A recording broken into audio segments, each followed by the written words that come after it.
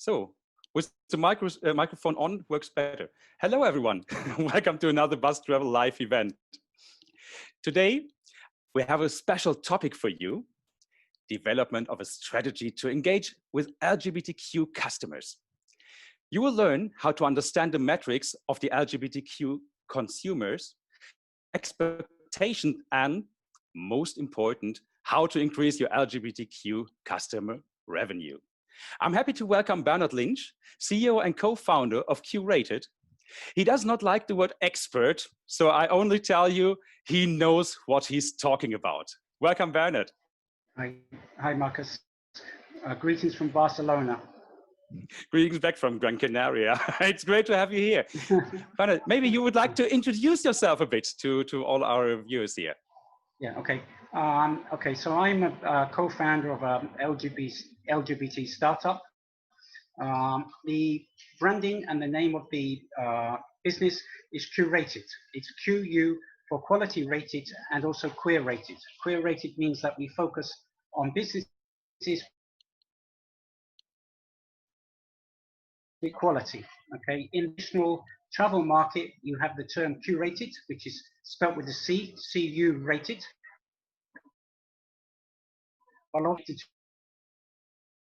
Okay, curated is the word that we want to use. You for quality and queer. Okay, that's great. I think maybe we have a little issue now with the sound. Could you repeat maybe the last sentence, because this was kind of, yeah, now I can. Okay, so I mean I'm using Bluetooth, so maybe that's the connection. That's possible, issue. Yeah. No, I mean, so the business is Curated, spelt with a Q, QU for quality and queer rated. Okay, unlike the curated, which is the traditional word used by the mainstream population, which is curated with a C, CU rated. So we are queer quality, and that's the most important thing for us. You book an event, it's all quality control rather than just mainstream with no quality and no LGBT focus. Yeah, that sounds great. Perfect. So I know you have prepared a presentation. So yeah, should we get right into the topic and you present us what you have prepared? It looks very interesting. I've already seen it. Just a second.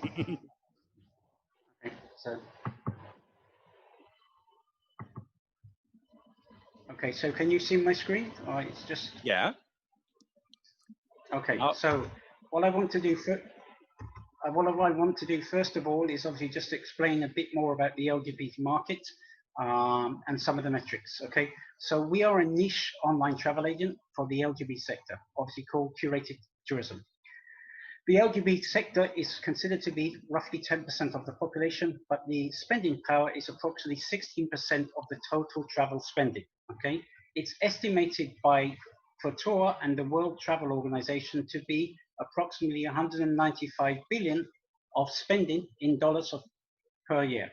Okay, so from our perspective, which is typically okay, so that the mainstream online travel agents, because it's maybe a small market, it's a small percentage of the bookings, don't appear to be interested in this community. They're more interested in family-oriented, so very price conscious from the point of view of they just want to offer the cheapest deals for families and children, etc. The obviously LTV market is a little bit more sophisticated, and that's why we consider it curated, again, with the Q, not the C. Okay? Perfect. So, I mean, all the data that I have and I will present has been verified. We have our own data which we collect, but we verify it from the point of view of independent sources. So this is why this amount that I see here of 195 billion is coming from the World Travel Organization, which is their estimate rather than my estimate. Okay, and it was published on the Tour website because we attend the Tour exhibition each year because they have an LGBT section. Okay, so any data I'm presenting is independent. It's not my data. It's independently validated from the World Travel Organization or a different source. Okay. So that's just an indication of the size of the market and the spending. Okay. Now, the LGBT community Bernard, typically Bernard, maybe we can use travel your more audio. frequently than the mainstream community, simply because we have. You want to switch off the Bluetooth and use the laptop? I think that Yeah. would be better Okay. because the sound is interrupting all the time. Okay, just 1 second.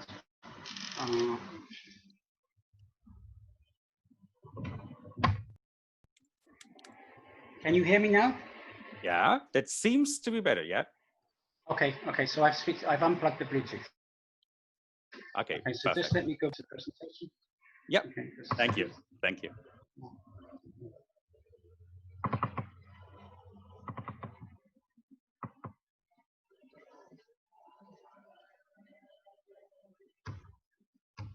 Okay, so I'm going back to the second page. Perfect. Okay, so the LGBT community typically disposable income, and they travel.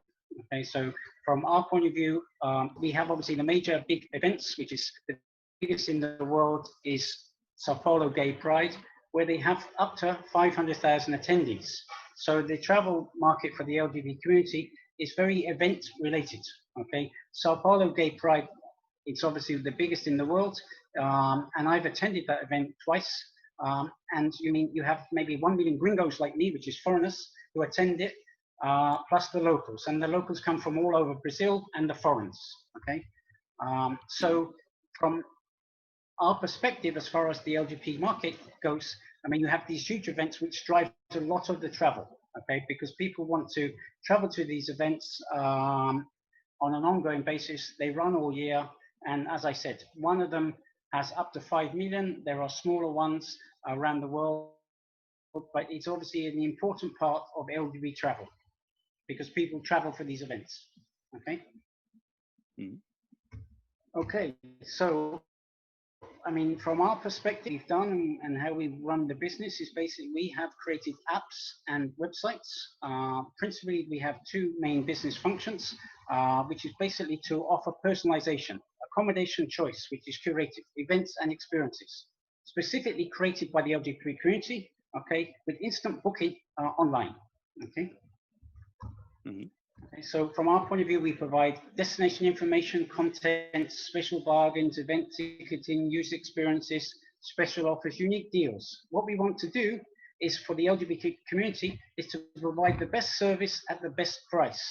Okay, so from our point of view, we want our pink pounds, our pink euros, our pink dollars to obviously buy more and to get the best value for money. Okay, so part of our focus is that when we work with hotels, which we work on a contract basis in good locations, okay, we want them to offer our community added value. Added value, if they want to connect to this community, they've got to give us something back, okay? So the idea is that they give early check-in, they give late check-out, they upgrade us, they give us free cocktails, all the added value to attract this community.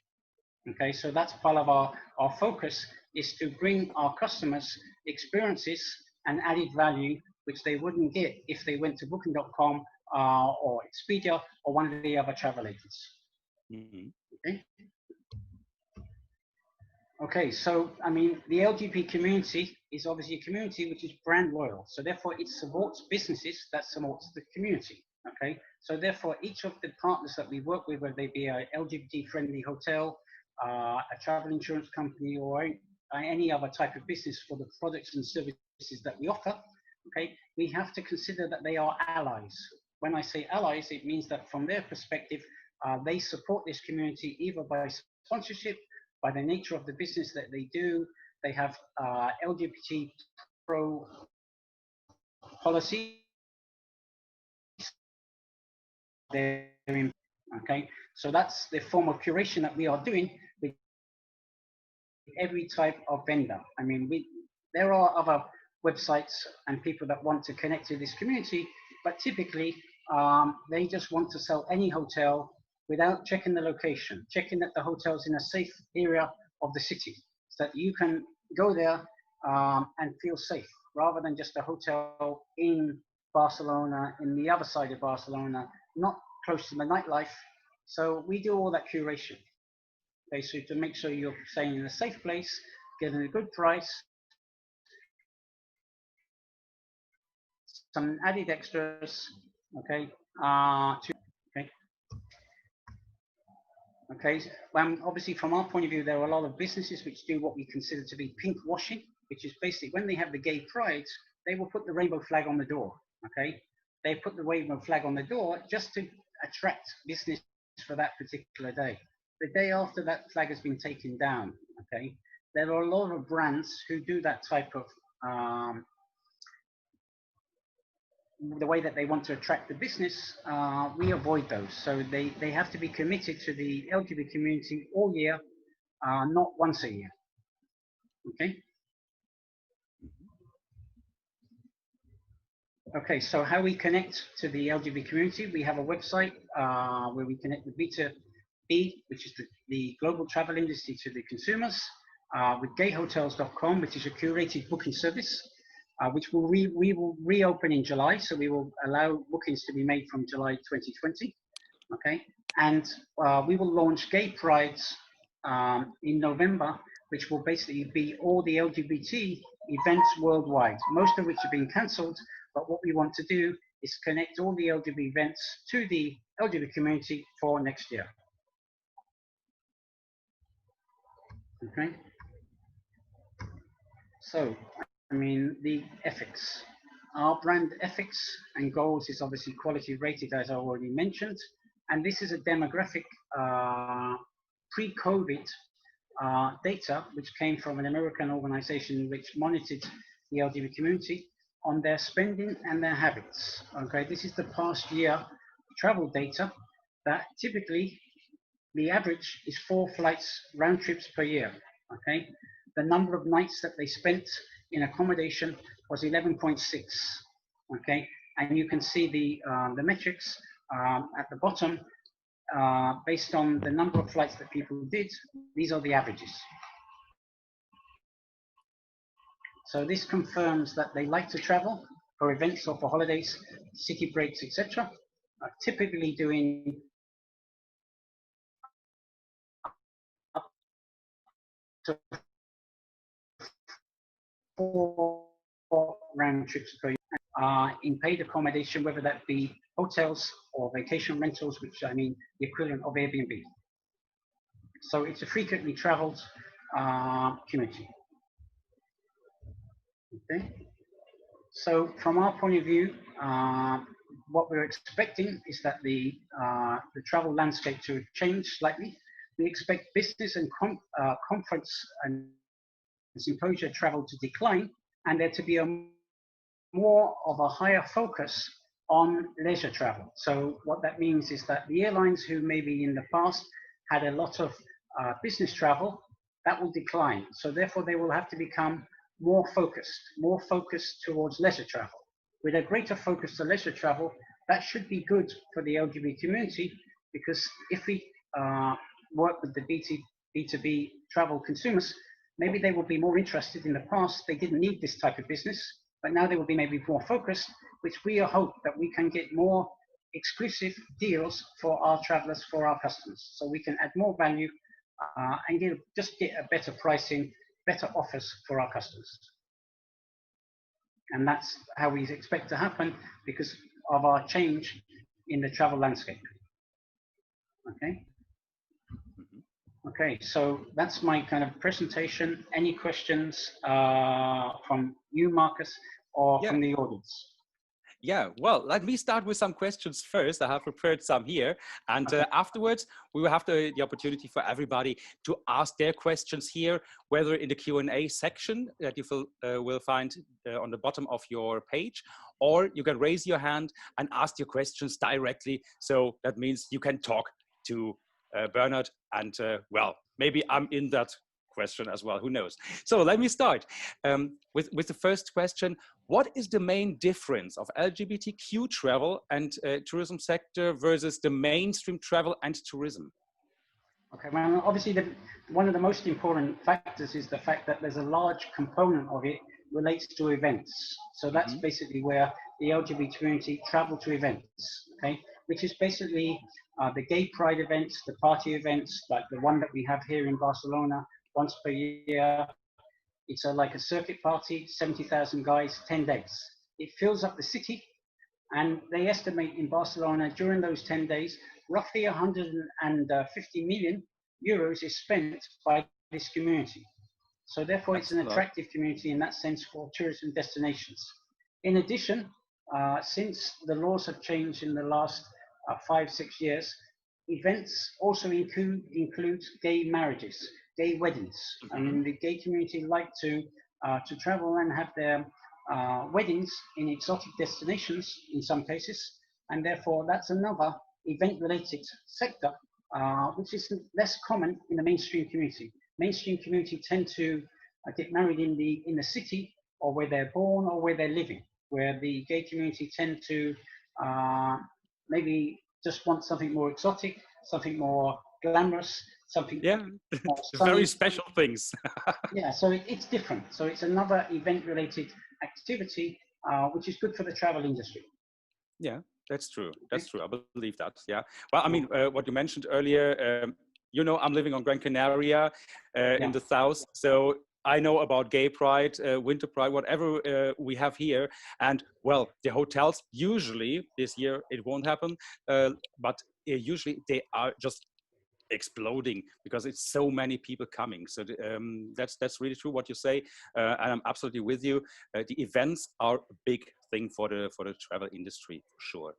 I mean, it depends on destination, but the idea is that a lot of destinations in the last 3 to 4 years have woken up to the spending power and the added value, and also it's a community that travels all year. We don't have typically children in school that we need to worry about school holidays or whatever. So if the budget airlines or the national airlines are offering good deals, we can jump on the plane much more frequently and easily than other people. Yeah, exactly. That's really true. That's really true. And now we're talking about travel, of course. And how is the LGBTQ traveler different from the mainstream traveler? Is there anything more than just, well, usually doesn't have kids to take care of, or to take care of the holidays of schools, for example? Is there anything more? Well, I mean, obviously what's important is the destination. Obviously, there are parts of the world where it's not so gay friendly or LGBT friendly. So there are certain destinations which obviously should be avoided. Certain countries in the Middle East. I've been to some of these countries on business travel when I worked in the pharmaceutical industry as an IT consultant. Countries like Saudi Arabia, you wouldn't go there because one of the first things you see when you arrive at the airport is like drug dealers will be executed.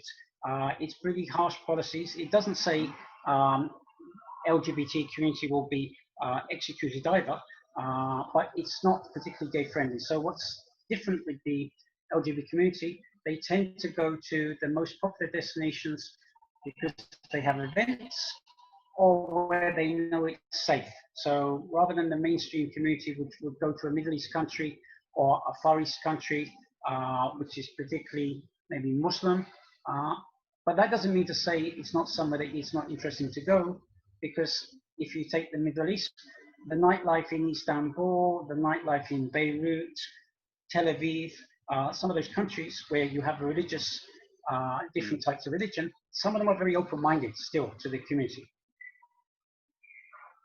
Okay, that's interesting. And when the community travels, the LGBTQ community, what do they look for? I mean, you have mentioned already safety is a very, very huge part because nobody wants to be afraid of his life. But what else are they looking for? Well, I mean, obviously they're looking for location. So location of where they're going to stay. If it's basically a destination which has got a LGBT neighborhood, then obviously from their point of view, they want to stay close to the bars, the shops, the saunas, the nightlife. So from their point of view, first of all, it's basically location and safety, and obviously what the destination has to offer. Okay, so it could be Mykonos, which is obviously a famous LGBT destination. So it's basically the nightlife and also the experiences. What is there to do other than just lie on the beach, etc. So it's more a question of is it popular with the LGBT community or not, and what does the destination offer? So they tend to be more selective than just going to Benidorm or any other location. They want to know what's there, what's to do, what does the destination offer. So they tend to be more selective. Yeah. Okay. That's always good to know. Yeah. And how do you expect now, for example, LGBTQ travelers to change as a result of COVID-19? Well, I mean, this is where, I mean, I think this 2 meter gap that we're supposed to observe, isolation, etc., it really will depend on what happens with the policies. I think, first of all, that may have an impact on events, and therefore also it may have an impact on where people want to go. So, for instance, some of the more popular LGBT destinations may become, let's say, less popular, and some of the emerging may become more popular. I mean, I can give you one example. Like Mykonos is a very nice Greek island, okay? It's very popular with the LGBT community. But you have an island just next door called Naxos, okay? It's very nice. It's 50% cheaper, and it's just emerging as a LGBT popular destination. So I think what will happen is because of COVID-19 distance, depending on the rules, whether we have to wear masks, etc., I think that will influence people where they go, what type of travel they do. In addition, obviously, pricing may affect it. I mean, if planes having to keep the middle seat empty, etc., maybe prices will increase. So I think that the LGBT community will look for better value for money and maybe book more in advance to stretch their pink dollars and pounds, make them go further. So I think a lot will depend on how the rules that will be involved and how lockdown changes, and also how soon air travel emerges. Okay, this is interesting. And Yeah.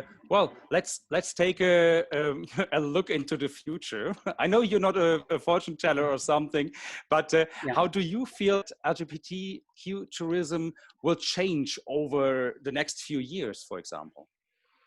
I mean, I think it will become more mainstream. I think that the travel industry will maybe become more tolerant, and it's a segmentation that they've not considered. Perhaps they've been inundated with mainstream consumers, so they didn't feel the value. So I think that in anything, it can become better for the LGBT community. It will become more, hotels and places will become more tolerant. So I think it can only grow, and that's good for all of us, because then we have more places to go. They're more open-minded. Pricing may be better. So I think that overall, it can be beneficial only. Okay, good. And now you have answered all my questions, and I have already seen the chat here is, well, not exploding, but I see a lot of interesting questions here. So the first one I would like to answer, and just the information for everybody, we'll get through everything. Now you're using chat and the question section. I just go through the questions and then I enter the chat, because I've seen there already some nice postings in there from Robert de la Fuente, from Viaje Corte Inglés, here from Gran Canaria. We'll come to you. We won't forget about you. Yeah, just for you to know. So the first thing, Jennifer Perrine, salut. It's a very, very nice member of BUZZ.travel as well. I invited her to join us here, and she's from Mauritius. So her question is, hello, I'm Jennifer from Ecosmos DMC from Mauritius. So would you recommend that we go through an LGBT community to target our potential clients? Well, I mean, I think that, yes, I mean, we are connected to 70 bloggers who have an audience of roughly 33 million followers. So when the travel market relaunches, one of the easiest ways to connect to the right type of people who've got the followers to the audience.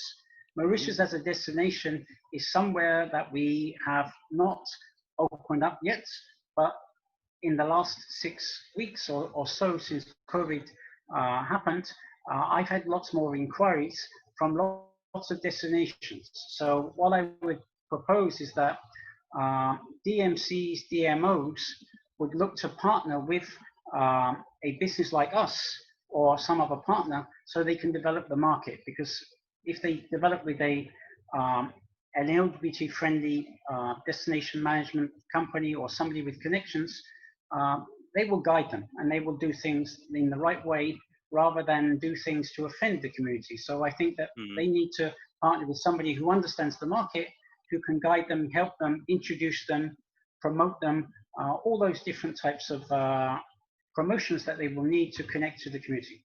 Yeah, and tell them the do's and the don'ts, more or less. Yeah, I think this is, I think, important as well. So, Jennifer, I hope we answered your question right, or not I did, but Bernard did. So if you have any more questions, feel free to ask further. Yeah, we are here. So we have the next question here from Michelle. I hope that's it's right, or Michelle, or however it's spelled. We have here, do you ban destinations and explain why? We don't ban them. We just don't work with destinations which we don't consider to be LGBT friendly. So it's not that we ban anything. It's just that you will not see them as a destination that is promoted or that you can book hotels in that particular location. From the World Travel Organization and different organizations and the World Tourism Organization, they have policies. Various groups publish policies and see how gay tourism is changing, what is the policy with regard to discrimination, and they give ratings. So based on those ratings, we decide whether we should work with that destination or not. So we don't ban, we just choose to exclude some destinations which we feel it's probably unsafe or the local policies are wrong. I mean, if I give you the example of Saudi Arabia. Saudi Arabia is a market that basically wants to grow tourism because they want to be almost like a Dubai.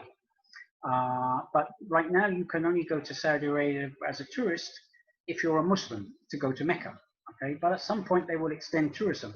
But we will not, because of their homophobic policies, ever put Saudi Arabia on the map to encourage any gay community to go there, whether they be gay Muslim or just a general tourist, because we don't consider it a country and place that the community should spend any of their money on because of their laws and restrictions. I think this is what I would like to say something to as well.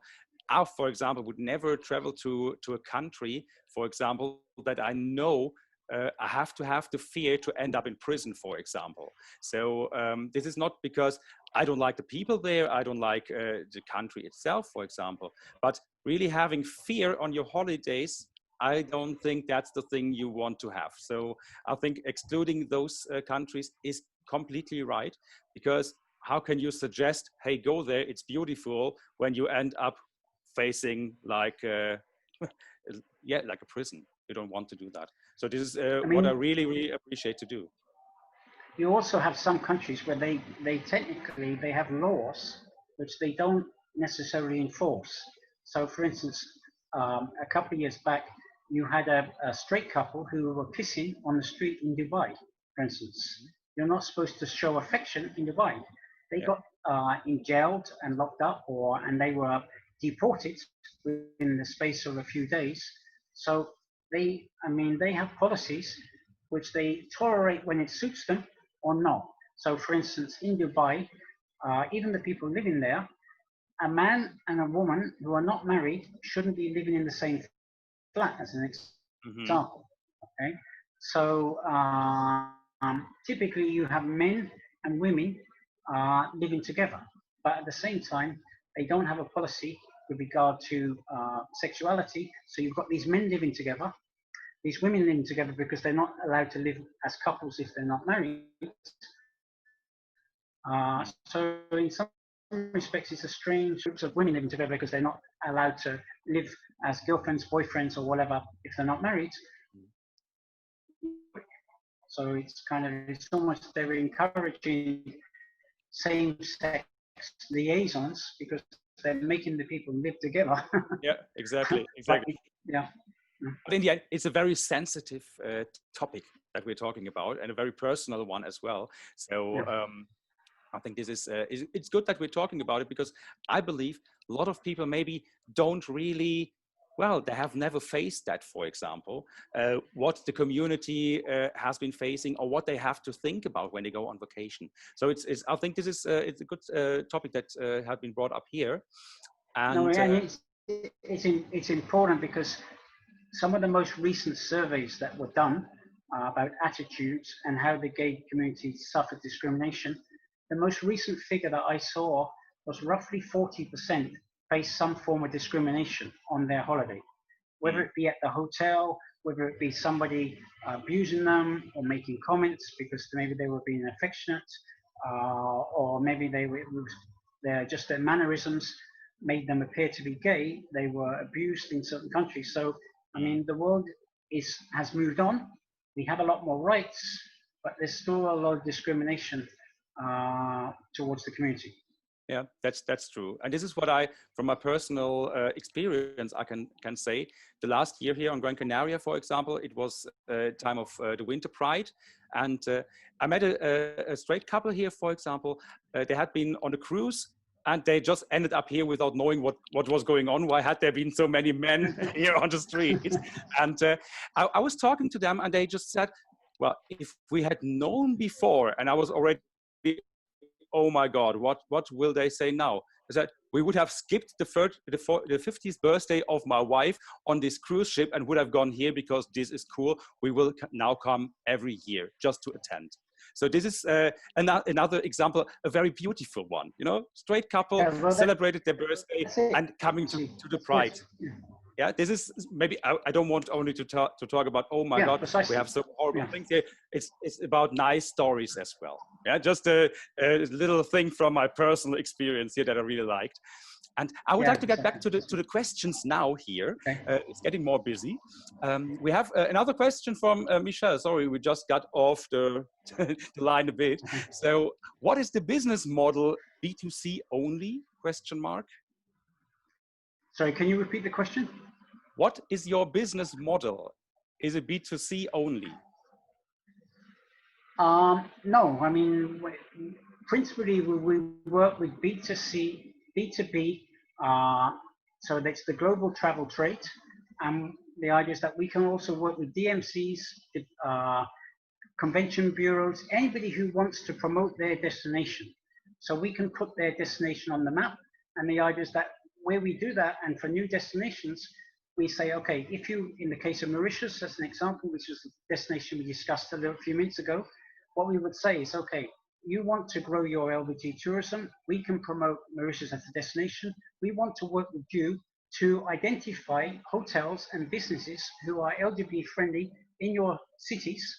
And if you work with us, we will work with you. So we will promote your destination, we will bring you LGBT customers, and also the businesses in your destination, we can work with to bring them our customers. So the idea is that it's not B2B that we're looking with travel agents. We can work with DMCs, all different types of event companies as well, because the idea is that what we want to do is we want to grow the LGBT travel sector and make it more open-minded and more inclusive. That's good. Yeah. That's good. Yeah, I think this is very important, of course. So I see here another question. I have no idea how I should spell that name. I'm really, really sorry. Prosenjit Chandra. I hope that's correct. Please don't punch me if it's not. The question is, hello Bernard. I was surfing your sites, but I have not seen destinations from Southeast Asia or Oceania continent. Okay, that is correct, because we were supposed to switch them on after the World Travel Market ITB in Berlin. So I had appointments with around about 100 destinations and hotels from Thailand, Bangkok, and this part of the world. And it was our goal to switch them on after ITB. Okay, ITB got cancelled, Couture went ahead, the Paris Travel Show got cancelled, and BTL in Lisbon. So right now, they don't have the destinations, but in the next month or two, we will start to add those destinations into. So right now we have 50 destinations. By the end of the year, we will go to 125. Okay, Yeah. that's cool. And we have another question here. It's again from Portugal. When it is long haul, short haul, how many days they spend in that destination? Do they take tour activities in city or surrounding? And what is the hotel category they usually choose? Okay. So Well, a lot of questions in one. yeah. Okay. So how long Well, do? let's go to the hotel care. Okay. Okay, start with that one, as you like. Yes. So carry on. The hotel category that we work on with is basically on the basis of curated, quality rated, and typically boutique style. Okay. Different geographical locations, a 3 and a 4 star from one country to another can be totally different. Because in some countries you have regulation to approve a 3 star or a 4 star hotel. But Now the sound is gone again a bit. work from 3, 4, and 5. Bernard, can you repeat, please? I don't know what's happening with the internet connection.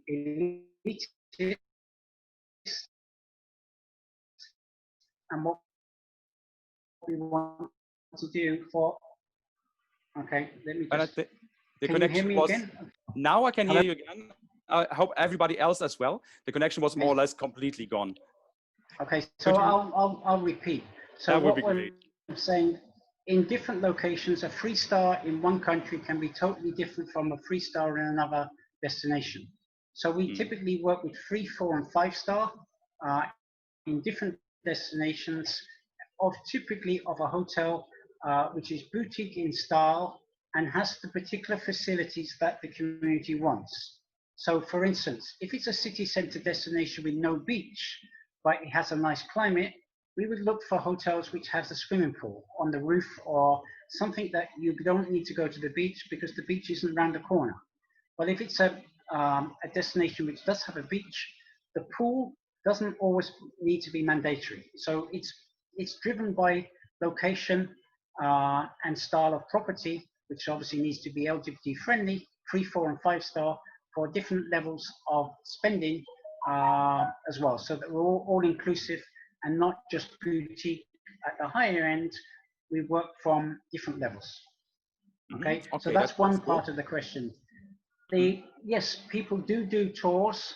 It depends on the destination as well, because obviously some destinations, they're events, and majority of the people are there for the event, for the parties.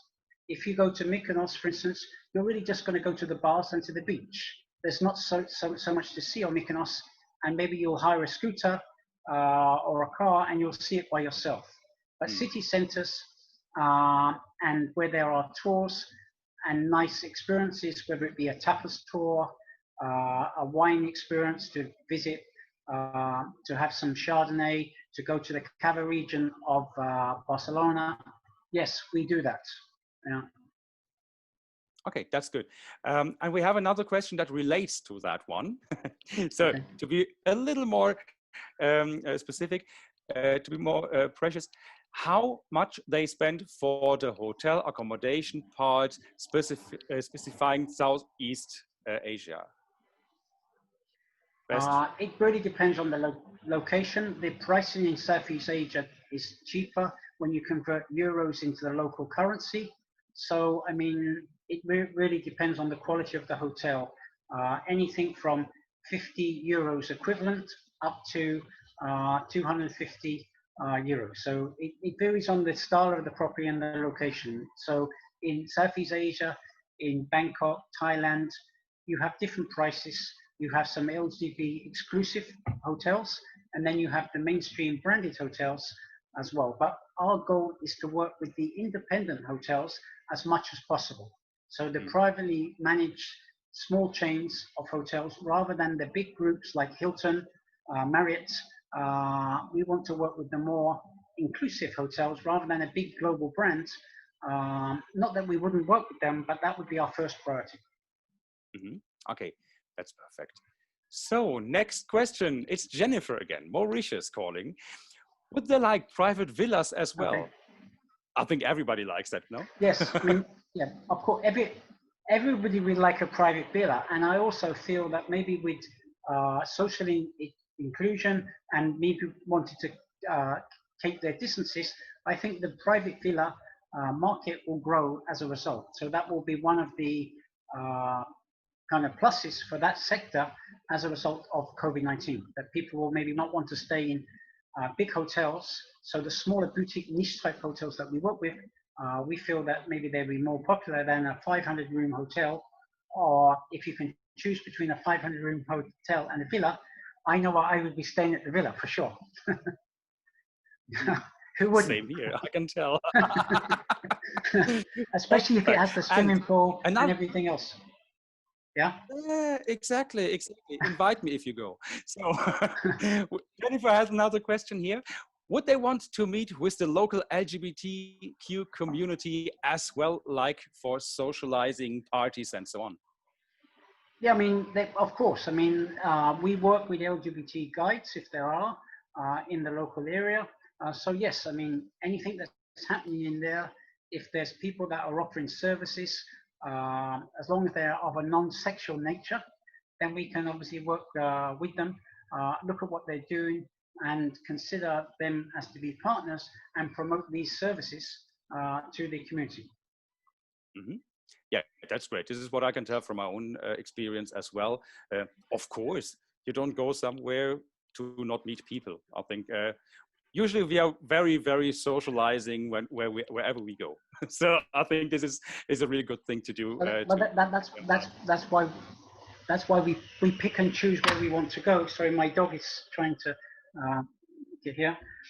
So no, the idea is that's why we pick and choose. So where we go based on nightlife and what there is to do. Yeah. Exactly. So let's get to the next questions here. Just need to move my window a little. So it's Luis from Spain, 7 degrees. We have been chatting earlier. So hi everyone, Bernard, in your opinion, which LGBTQ European destinations will attract more people when the pandemic is over and why? Well, that's going to be difficult. I mean, that depends on the air travel because obviously some of the destinations with long haul, short haul destinations, I think short haul will be more popular because obviously the safety aspect, but it also depends on the routes. I mean, some of the low cost airlines went to lots of Greek islands and different places. So it really depends on the travel landscape, how it comes back. But I protect and think that all the old favorites will still be favorites. They're not going to go away. It's just that I think that some of the unknown destinations may become more popular because they, as a destination, will make more effort to promote to our community. So therefore, they will want to grow their business from this community. So I think there will be a little bit more competition for the pink dollars and the pink pounds because they will want us to come and spend with them. But if they want to come and spend and they want to work with curated tourism, what are they going to give us back? They've got to give us good pricing, free cocktails, late check-in, late check-out, anything you can give us for free or any benefits. Yeah, we'll work with you because it's more attractive for our customers. That sounds great. Yeah. So we have now here a question from Aitor. How do you think that LGBT tourism is going to behave in Spain, Europe, and the rest of the world? Not only related with events that, as you said, they will eventually happen earliest November 20, but also related with people who travel in couples, families, groups, or friends, or singles. That's a huge question. Well, I mean, it depends on the size of the groups or whatever. I mean, you have a lot of LGBT travel agents who do specific tours where you can go 5 days to Latin America or 10 days to here and you see maybe 2 or 3 cities. Like a typical experience might be American couples or groups who basically come to Barcelona, but they go to Barcelona and Madrid and Ibiza on like a 10-day experience. So I think that that shouldn't change too much. It's just that maybe some of the bigger groups may be smaller. I think that the one travel sector for the LGBT community which may suffer most will be the gay cruises, the LGBT cruises. Maybe 3,000 guys in one boat for 10 days. People will be a little bit more cautious. And I know that some of the cruises already for this year have been cancelled, and people are thinking, do they want to go next year? Yeah, I think that's So understandable. our cruise market might be one that suffers most. Hmm. I believe. I believe. I mean, yeah, Yeah. you can't leave. That's the thing. So I really get that point. I think we will see what's going to happen there, and yeah, keeping the fingers crossed for everybody because, well, we all want everybody to survive these times here. I don't want to call it a crisis, but everybody should stay working and keeping their jobs. So my fingers are crossed. And here we have the next question from Robert de la Fuente from Gran Canaria as well, from El Corte Inglés. What's your perception about Italy? It is undoubtedly a fantastic destination that he loves, he says, with so much to offer, with a huge tourism industry, but that seems still not very advanced regarding safety and tolerance for LGBT people. It depends on the destination. I mean, I think that first of all, we need to. I mean, and I'm talking about the general population, not just the LGBT community. We need to support the destinations that have suffered the most where we can, but where we feel safe. So I think that Rome, Florence, Milan are great destinations, but there will be certain people who will be a little bit cautious of going to Rome or Milan in the near future, in the short term. Okay, consumer confidence needs to recover. So, from my point of view, I think that there are lots of great destinations in Italy that are LGBT friendly, but it's obviously not countrywide. I mean, this year, in last week, which got cancelled, the International Gay and Lesbian Travel Association were arranging their congress in Milan. So I think that Italy, the Italians, they're nice guys, they're nice girls, they're nice people. There's great food. I think that tolerance is good because there aren't laws. It's not like going to a Middle East country. So I think that you can go there as a tourist, open-minded, as long as you feel safe because of the situation with the virus. So if you don't go in the short term, go in the long term because they need our help to recover, just in the same way that Spain and Portugal, some of these destinations will be severely impacted in 2020. So let's help them recover in 2021. Let's go and make parties wherever we can in 2021. Yeah, I mean, how good can you support people? It's so easy. Go to party. I mean, you have fun and you support people. This is, yeah, it's the easiest way to do in the end. Yeah, everybody benefits from that. So yeah, go out and do that. This is, I think, the best. Go and spend your money. Yeah. Yeah, exactly. This helps everybody to survive. So everybody seems to have their questions asked, or are there? Oh, there are some more. Okay, let's see. Miguel, here we go. You are next. Miguel from ML Private Tours. What do you think about LGBT tourism in Portugal? I mean, LGBT tourism in Portugal. It's a market that the Portuguese Tourist Office want to promote. They were unfortunately unsuccessful in their bid for Europride 2022. I know they are considering to bid for the Gay Games in, I think it's 2026. So as a destination, it's a destination that wants to promote to this market. My only concern about Portugal is that, having lived in Lisbon for 2 years, so I know the city very well, is that it's the LGBT business, the bars and the nightlife hasn't really developed too much. It's still relatively small. So I think that maybe over the long term, it can grow, but it needs to grow the LGBT businesses like bars and clubs. So there's more to see and do for the traveler. But the food is good, the people are friendly. So there's lots of pluses. It's just that the tourism in Portugal for LGBT market hasn't been developed as much as it could, and it hasn't developed because the number of businesses catering for this market is tiny by comparison to other capital cities. Yeah, maybe something to in the end work on. I think this can be, of course, an opportunity.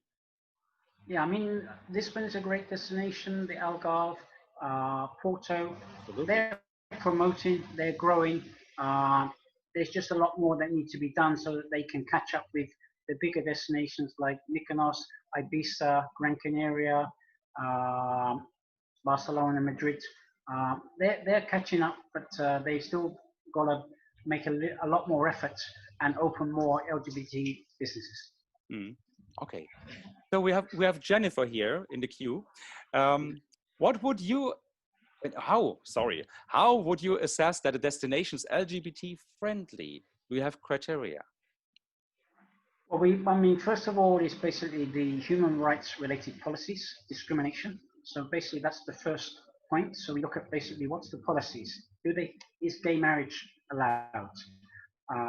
What's the age of consent, sexuality, all those types of policies, which are basically published by LGBT advocate groups. So they basically compare these when there's a change in law. So first and foremost is the local policies uh, with regard to religion, discrimination, sexuality, etc. And obviously marriage, because obviously marriage is important because the ones where you can marry or you can have a partnership, they've obviously changed the laws to be open-minded. Mm. So first of all, it's the local laws and policies, and then we would look at the tourism businesses and the destinations, and also the hotels. Are they LGBT friendly? Do they know about this market or not? And if they do and they're interested, we would start to promote them as a destination. And then based on the feedback that we receive from the guests who travel, we can grow that market if we feel there's enough demand. That sounds great. Yeah. Yeah. Also, I mean, this is just well, the important thing, of course, when people have the possibility to have gay marriage, for example, they don't have to fear for their lives. So I think this is the easiest way to find out about that. But Exactly. yeah, it's true. No, so but I think it's in general, it's just about having well, having a good research about that, what's going on there, hearing what's going on, and yeah, having a good contact with the countries in the end. Yeah. And for example, I see here this, that Jennifer, for example, is very interested in that topic.